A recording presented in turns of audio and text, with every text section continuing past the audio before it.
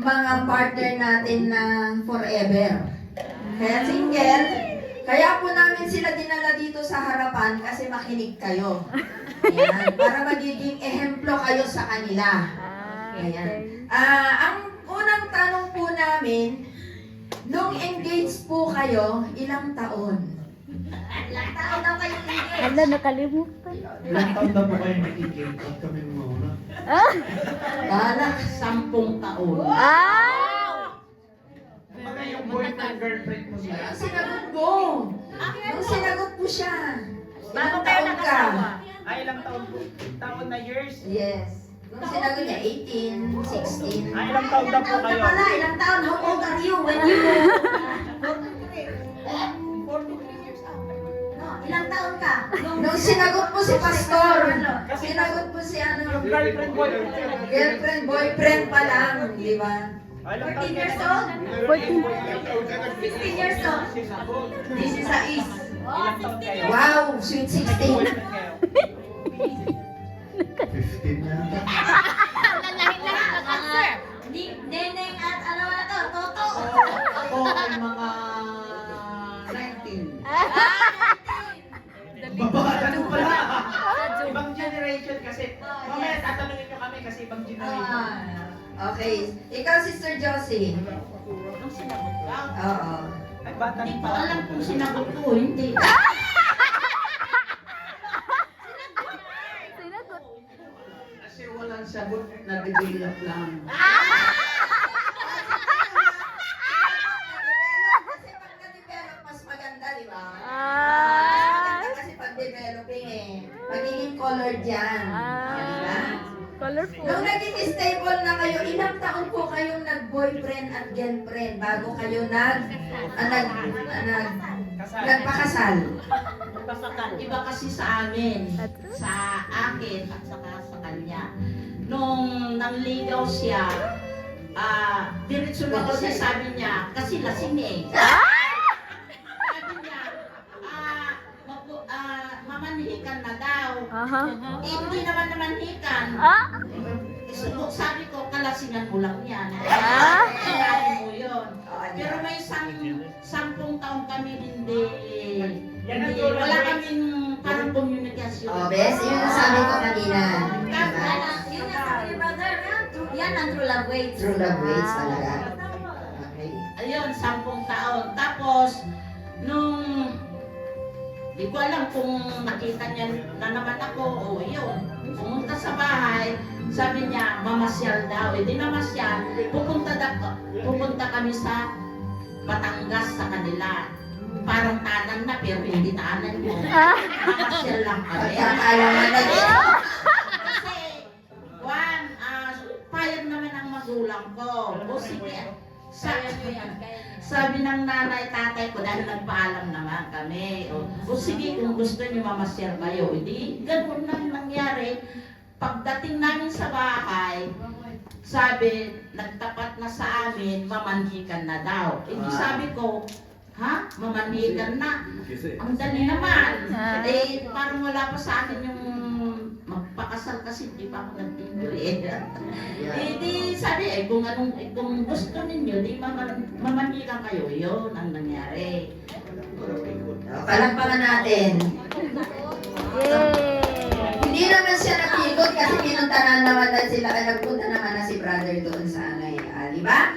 Nakita nyo yung story nila is,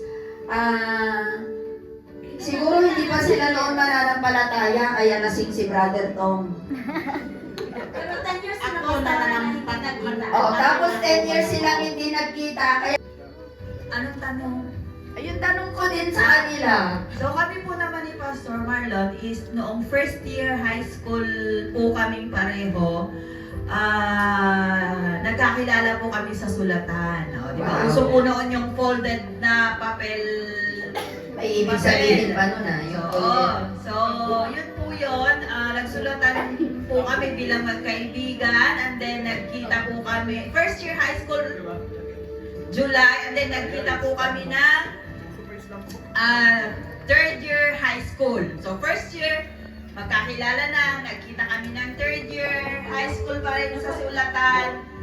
hanggang 4th-year high school kami nang sinagot ko March 7 si Pastor Marlon. And then, February 14, nagkita kami, JS Prom ko, and then siya yung partner ko, tapos March 7, sinagot ko po si Pastor Marlon, and then naghiwalay na kami, pumunta na po kami ng Maynila, ako Maynila, siya pumunta na ng Tarlac, and then dahil po sa medyo matabing na dila,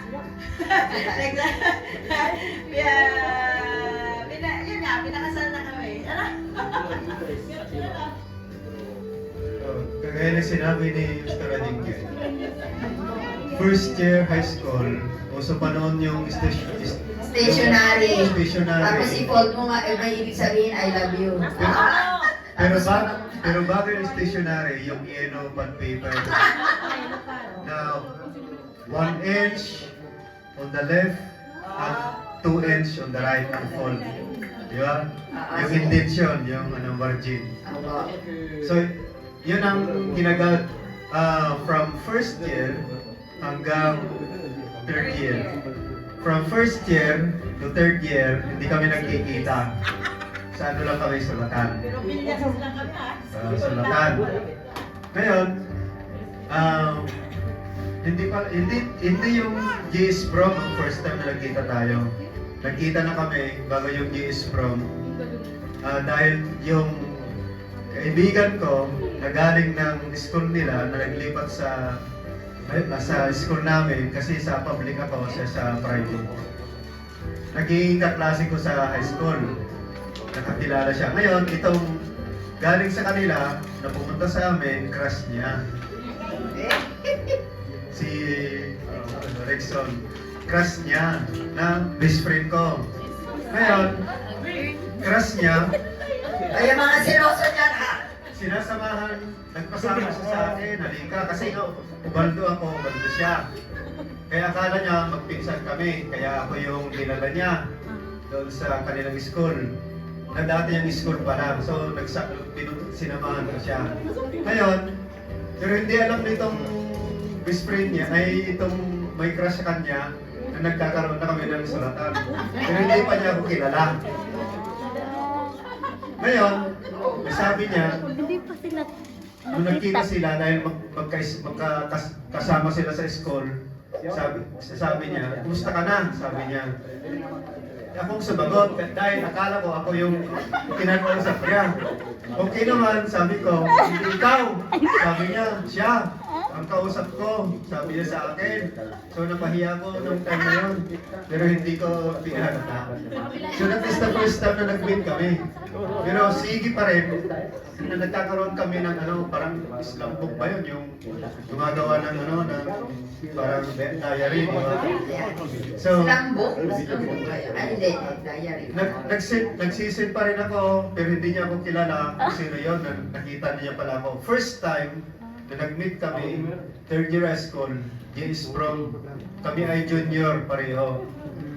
It's the first time na nagkita kami. First time.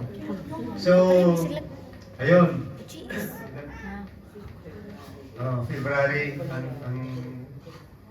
siyempre, Ang February pala is memorable month na nagkakahiyaan, gano'n. First time na mag-meet kami, third year high school, is from junior kami noon. Pink ang niya, ni gown na junior, di ba? Pag senior white. So, junior kami, pink ang damit ng mga babae. blue and pink. Pero ang kanyang skirt